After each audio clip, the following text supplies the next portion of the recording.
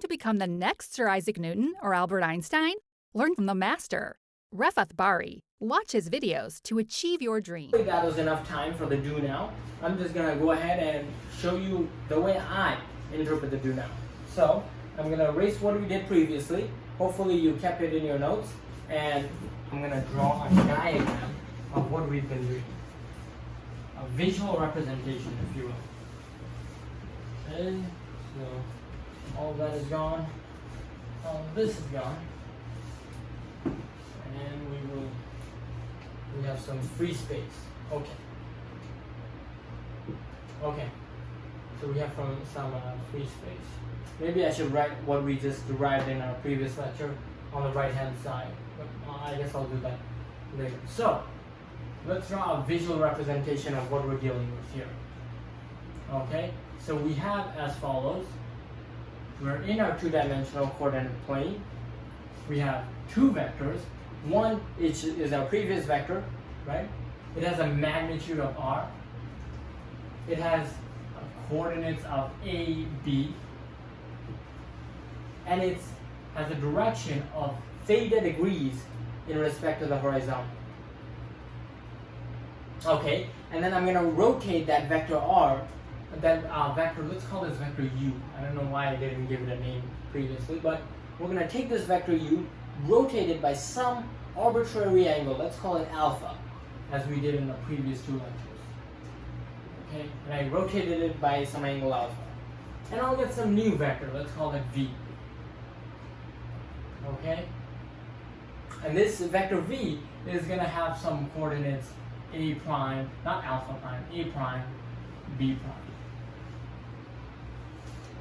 prime. Okay? Now what I've been trying to do in the past two lectures, and including this lecture, is try to derive a linear transformation, a rigid linear transformation, that's going to take me from the vector u to the vector v. And in the last lecture, at the very end of the last lecture, I got two expressions that gave me the components of my new vector in terms of the components of my old vector, as well as this angle alpha. Okay, now it's time to go ahead and express all of this using linear algebra. So we're going to go ahead and do that right now. So let me just go ahead and write down a prime. Let's copy it down on the bottom here. I have a cosine alpha minus b sine alpha. Okay.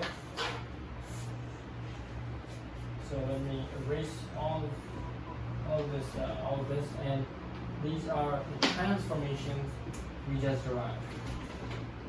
Don't worry, if these look complicated, then we're just getting started, folks. Oh no. So the exit flip of this lecture, as a matter of fact, is going to be a lot more complicated. So you should brace yourself. Now that we've written down our transformation, what I'd like to do is, in our lesson today, I want to take all of this and express it in the form of a matrix. Now, how do I even know this is representable in the form of a matrix? How do I know? Because this is a system of linear equations, and that's so important that it's worth writing down. This is a system. It's a system. A system of what? A system of linear transformations. Oh. Sorry, linear equations.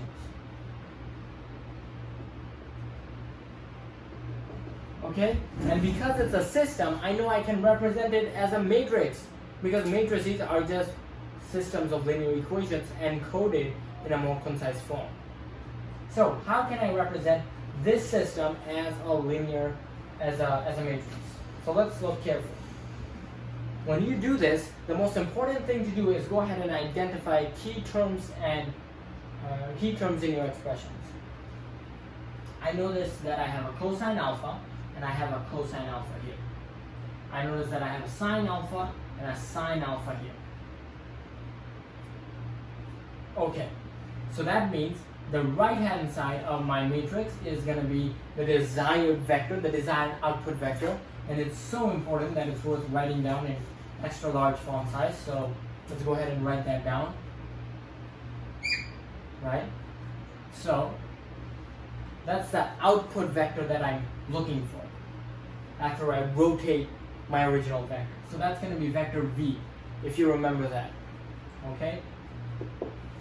Now, of course, vector v is going to be the result of taking some rigid linear transformation and applying it to my original vector u. Okay? So there goes my rigid linear transformation. Okay? Now I'll call it t. Let's call it t for transformation. Okay? And of course I'm going to have my original vector u being multiplied by this transformation vector t. Okay, now we just have to put down the components. What are the components of my original vector? The vector that I'm starting with. Well, remember, I start with just a regular two-dimensional vector that has components what? A and b. So let's go ahead and write that down. There's components A and B. Simple as that. And of course, after I take this vector u and I transform it with my rigid linear transformation matrix T, I'm going to end up with some components A prime and B prime, as you see listed on the right hand side. Okay? So let's go ahead and write those down. I have A prime and B prime. Now go ahead and make sure that you're not memorizing any of this.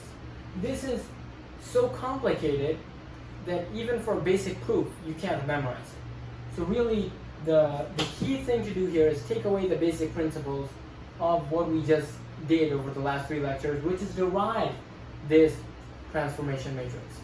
And of course, for the next few lectures, we're going to play around with this, and in the conclusion of this topic, we're going to tie this back into the idea of null space and subspace, and how orthonormal matrices have a kind of special subspace in terms of column space and null space and row space and all of that. Then they're brothers and sisters. Okay.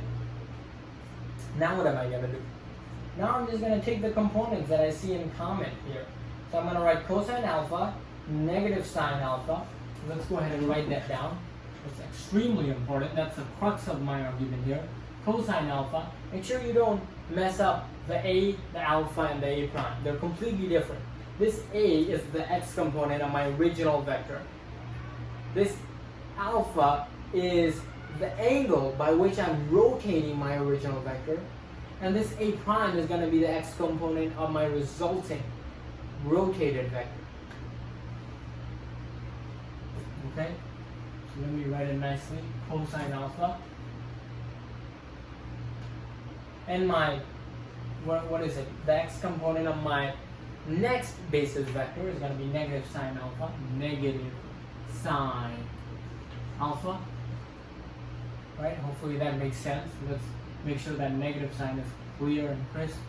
Then we're going to have cosine alpha once again. Cosine alpha and sine alpha.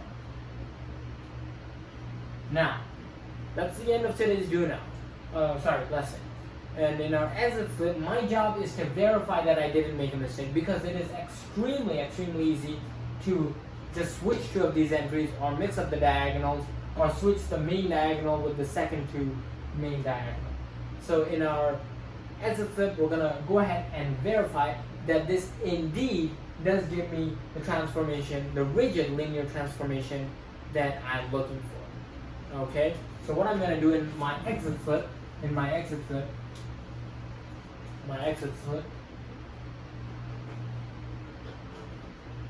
go ahead and prove that this is indeed the right linear rigid rotation transformation matrix. What a long word. Okay, so I'm going to give you a few seconds to go ahead and try that out before I just go ahead and bash it out myself.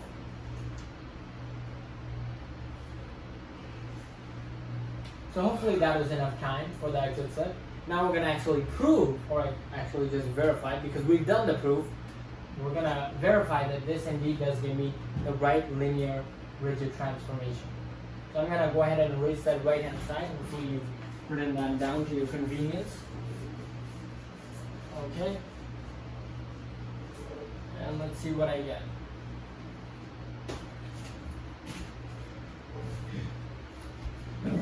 So, how are we gonna do this? Well, of course, there's many ways to go about matrix multiplication. As you learned by now, matrix multiplication, there's tons of ways. Actually, there's three important ways, right? There's the dot product way, which is the good old tried and tested way. The row method, which comes in handy when you've got lots of zeros along your rows. And then there's the column method, which comes in handy when you've got zeros along your column. What method should I use here? Well, here I like to go for the column method. I'm going to go from right to left, so ideally I'll use the column method because I want to show you the idea of linear combinations and how it plays out in this orthonormal or this rotational matrix. Okay, so let's do that. Okay, so I'm going to have the following. We've got some excited students out there. So I'll have A of the first column. So I think I'll erase that and not write it more neatly. A of the first column, cosine alpha, cosine alpha.